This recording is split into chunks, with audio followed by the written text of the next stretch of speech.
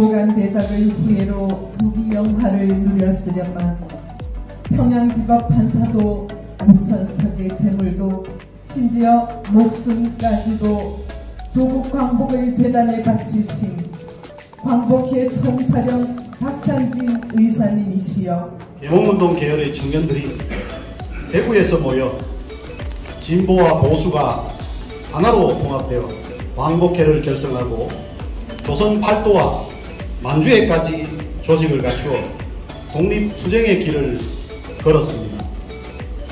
이 청년들의 꿈은 비록 좌절된 것 같지만 후배들이 꿈을 이어받아 역시 그 길을 걸으며 마침내 꿈을 이뤄냈습니다.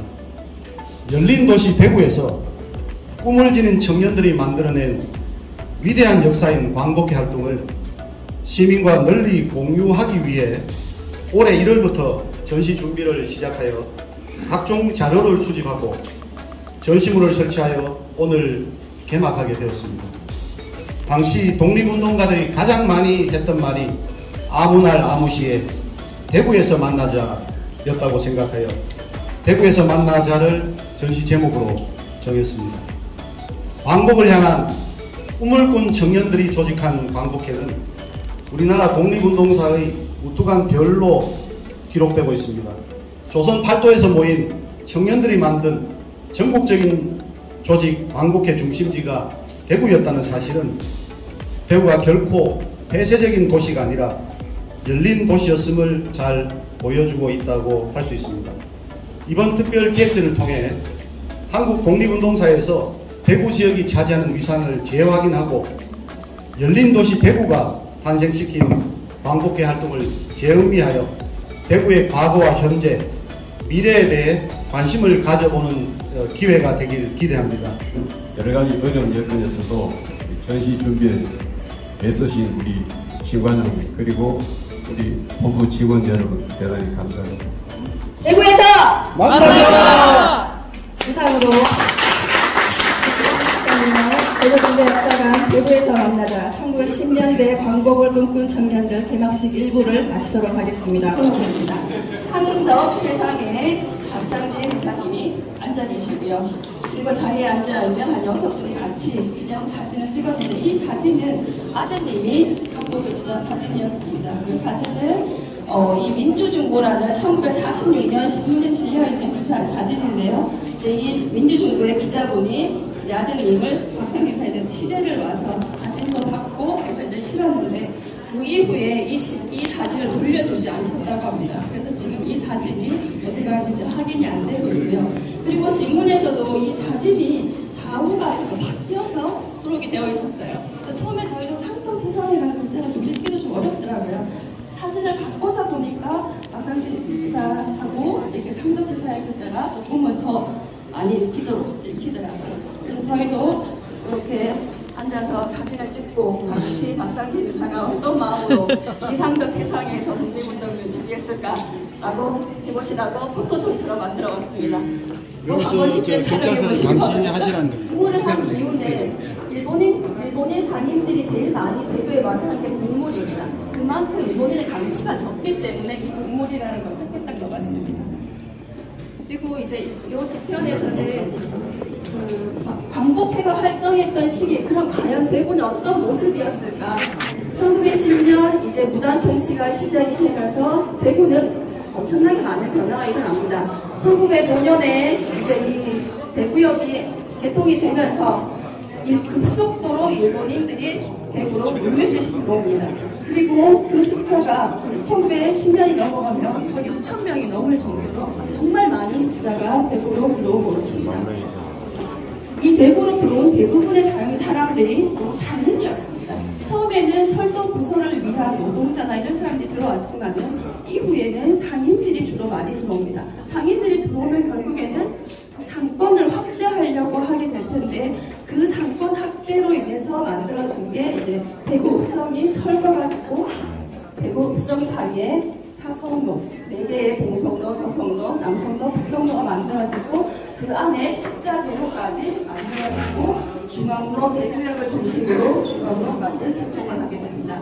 이 지도가 1903년에 실측이 되고 1906년까지는 아직 흡성이 남아있고 경상 가능의 반화도 지도에서 보이고 있습니다. 근데 10년이 오면서 흡성된 성벽들은 다 도로가 바뀌고 그 이후에는 십자도로가 만들어지고 중앙로까지 만들어지는 그러한 사실이 다 지금 이 지도에 보이고 있고요. 그리고 이제 그로 인해서 만들어진 거리들의 모습입니다. 이거는 이제 일본 상인들의 대표적인 거리였던 곡성로고요. 이 곡성로에 이렇게 휘황찬란한 이제 야경 가로등의 야경이 보고 있습니다. 그만큼 일본인들은 이 사성, 읍성을 철거한 이 거리를 중심으로 계속 내부로 그리고 다음으로 계속 확대해 본인들의 상권을 확대하고 힘을 확대해 갔었습니다. 여기 중앙통 하는 건 우리 어릴 때 중앙통 했는데 네. 저기 일제 전제에 원래 우리가 그냥 중앙통이라는 용어를 썼어요. 네, 맞습니다. 일제 전제입니까? 네, 일본인들이 통이라고 썼습니다. 통이라고. 그러면 일본어에서 따온 거예요. 네, 이 거리들이 대부분 곡성로 원정통 사진에 정확하게 적혀 있습니다. 원정통, 본정통 이렇게 적어놨습니다. 그리고 중앙은 중앙통이라고 이렇게 적혀 있고요. 그리고 이제 그 읍성 철거와 함께 우리에게 정말 좀 대구에서는 좀 뼈아픈 아픈 그런 이제 역사적인 사실에서 이 백사가 철거가 되게 됩니다. 가명이 있던 곳이 백사의 규모는 엄청났었습니다. 그런데 이런 또한 이제 4개의 도로를 만들고 가운데 십자도로를 만드는 1908년도에 십자도로를 만들면서 이 백사를 철거를 하게 되고요. 이 백사 철거를 대구 시민들을 가만히 보고 있었냐? 그렇진 않습니다.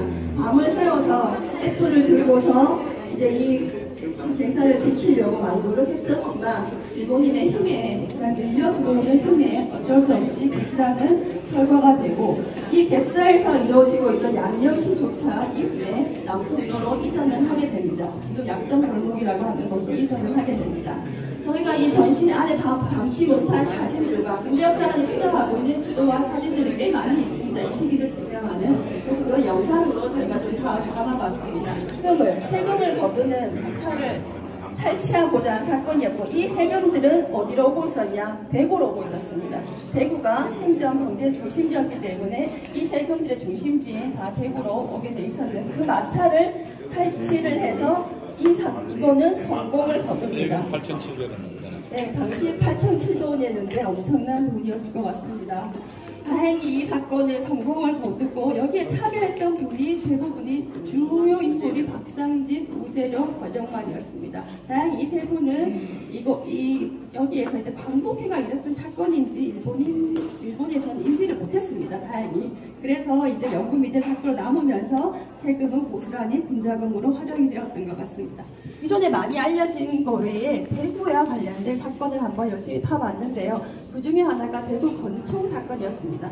우편마차 사건 1915년에 일어나고요. 그 다음에 1916년에 대구 한복판에서 대구 권총 사건이 일어납니다. 광복회에서는 이제 한국의 자산가 돈 많은 부호들에게 우리 군자금으로 네 재산 이만큼이니까 얼마 내놔라 이렇게 다 자산가한테 포고문들을 다 보냅니다. 근데 아무리 보내도 돈을 안 내더라고요. 그래서 어쩔 수 없이 한 명을 택해서 이제 직접 가서 돈을 받으려고 했었습니다. 그 사건이 바로 대구 권총 사건인데 그 대구의 이 당시 제일 부호였다고 합니다. 서우순이라고 하는 집에 이제 들어가서 밤에 몰래 들어가서 이제 탈취를 이제 하려고 했는데 실패를 하게 됩니다. 실패를 하고 서우순이 잠에서 깨면서 이제 소리를 지르면서 이제 이 사건에서는 이제 실패를 하게 되는데 이 사건에 중요하게 참여했던 사람이 김진만과 김진우 두 형제인데 이 서우순은 김진만의 장인이었습니다. 장인의 집을 털러 갔습니다. 그만큼 장인 돈도 많은데 군자금 좀 내놔라 했는데 안 되는 것 같습니다. 그러다 보니까 국권해방 독립에 위한 그 대의 명분을 더 중요시한 것 같습니다. 그래서 이제 철로 갔지만 실패를 하고 그래서 김진만, 김진우 형제가 가장 많은 징역형을 받게 되고요. 그 한 8년, 김진우가 12년, 김지만 10년형을 받는데 한 8년가량 옥고를 치르고 나오시고요. 이 김진만 스님은 아시는 것처럼 긍서, 그래서 문인화가로 유명하셨기 때문에 그 이후에는 본인으로 그림을 그리는 활동만을 계속 하셨고요. 근데 이 집안이 대단한 거는 형제뿐 아니라 김진만의 아들, 손자까지 3대에 걸쳐 다 독립운동을 합니다. 이런 부분들이 대구에서 조금 더 주목을 해주셨으면 하고 저희가 좀 많이 힘을 실어봤었습니다. 3대에 걸쳐서 광해 독립운동을 한 집안이 그렇게 많지는 않을 것 같습니다. 여기에서 훈장증도 받은 것들이 보이고 있고요. 근데 이 재밌는 것은 이 대구 권총 사건에 대해서 춘원 이강수 선생은 이게 도심한복파에서 저렇게 권총 사건이 일어났는데 이게 왜 그냥 단순 강도라는 사건으로 조금 치부를 하면서 유흥비 마련을 위한 청년들의 유흥비 마련을 위한 타락된 사회 타락을 보여주는 사건으로 이렇게 글을 싣게 됩니다. 근데 도리어 이러한 춘원 이강수의 글이 도움이 됐는지 이게 광복회에서 주도한 사건이었는지 경찰들은 인지를 못하게 됩니다. 그래서 단순 강도 사건으로 해서 광복회는 그 이후에도 계속 활동을 할 수가 있었습니다. 지금은 이거를 이강수 선생님이 좀 잘했다고 해야 될까요? 어떻게 해야 될까요? 그리고 계속 이제 일제 경찰에 신고를 하게 됩니다. 그러면서 많은 사람들이 피체가 되고 총사령 박상진을 비롯해서 40여 이상이 피체가 되면서 광복 그리고 이제 독립이라는 꿈은 이루어지지는 못하게 됩니다. 그리고 그 과정에서 참 많은 사형 한 5분이 사형으로 돌아가시게 되고요. 근데 이제 이 이후에 1919년에 3.1 운동이 일어나면서 3.1 만세운동이 일어나면서 이러한 광복 회원들의 5분에 걸친 사형과 긴 옥고의 시간들에 대해서는 조금 3.1 운동이라는 전국적인 그거에서 좀 많이 주목을 받지 못한 면도 있는 것 같습니다. 여기에 보이시는 것들은 이제 박상진 선생이 감옥에서 있을 때 동생에게 보낸 편지 그리고 이제 이 설계 보면은 대구 감옥 1923년에 대구 형무소로 이름이 바뀌고 이 처음에 대구 감옥이라고 있었습니다. 박상진 선생은 이 대구 감옥에서 사형 승복하시는데 1910년에 대구 감옥이 되고 1910년에 지금 현재 중구 삼도교회 자리로 이 감옥이 이전을 하게 됩니다.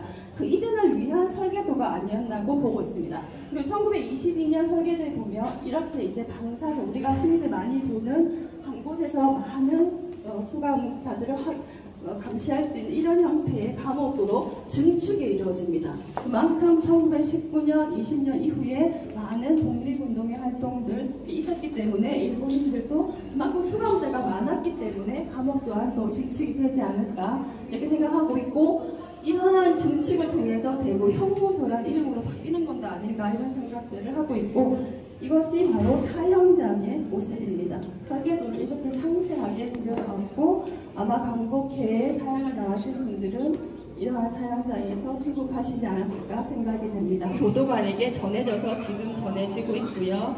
그리고 이제 신문에 실린 기사들과 광고에 실린 박상진 의사, 김한종 의사, 박상진 의사가 같은 날 돌아가십니다. 그 돌아가신 기사이고요. 그리고 박상진 의사는 경주로 시신이 운구가 되는데 대구 감옥에서 가까운 대구역이 아닌 동천역에서 경주로 시신이 운구가 됩니다. 그래서 이제 동천역 사진이고요. 그리고 박상진 아들을 먼저 보내는 친구의 아들에 대한 제문입니다. 팔상 때 지은 아버지의 절절한 마음이 이곳에 잘 남아 있습니다. 이제 1946년에 이후 이제 광복이 되고 난 이후에 이제 이 광복회 사람들의 그리고 박상진 의사가 얼마나 절절하게 독립을 꿈꿨고 그거에 대해서 아드님을 직접 찾아뵙고 인터뷰를 하고 그리고 감옥에 같이 수감 생활을 했던 강용이라는 사람이 그 아들을 찾아와서 전해준 내용까지 아주 상세하게 잘 실려 있습니다. 지금 보시면 이 신문 지금 방향이 아까 보신 건 다르시죠? 신문이 이 좌우가 반전이 된 상태로 이렇게 실려 있고 이 기사의 타이틀을 보시면 사형도 좋다. 천추해하는 강도 일본을 섬멸하지 못한 것뿐이다. 죽어도 조선, 살아도 조선이라고 뼛속까지 독립을 꿈꾸셨던 분을 저희가 확인할 수 있습니다.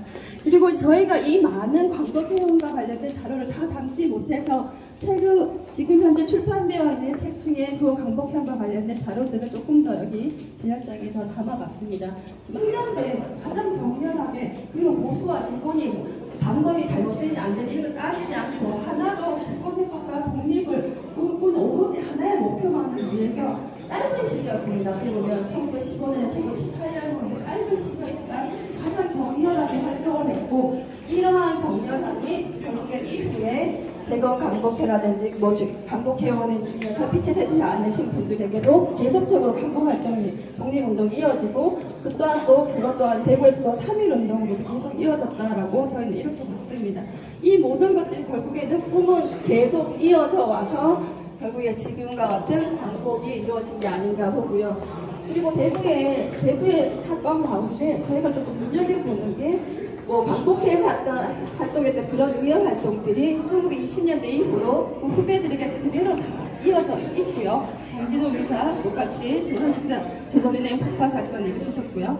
그리고 이 기업단 사건이 광복회 달성공원의 결선과 너무나 닮아 있습니다. 여기 또한 달성공원에서 비밀리에 결사를 일으키고요. 군자금을 모집하러 친일 부호들을 찾아가서 군자금을 모집하는 활동 또한 똑같습니다. 그러면 이 광복회원이 그렇게 격렬하게 행동하면서 꿈꿨던 그런 광복이 계속 후배들에게 이어지면서 저희는 이렇게 지금의 우리가 있는 광복이 이어진 게 아닌가 이렇게 생각하고요. 이 모든 이 광복회의 대구를 중심으로 한 활동이 결국에는 이 대구가 열려있기 때문에 많은 사람들, 많은 물자, 많은 생각 모든 것들을 하나로 통합해서 이러한 광복회가 이루어지고 지금의 대구가 열린 도시로 계속 갈 수 있는 그러한 자양분이 아닌가 이렇게 생각을 하게 됐습니다. 이상으로 전 설명을 마치겠습니다.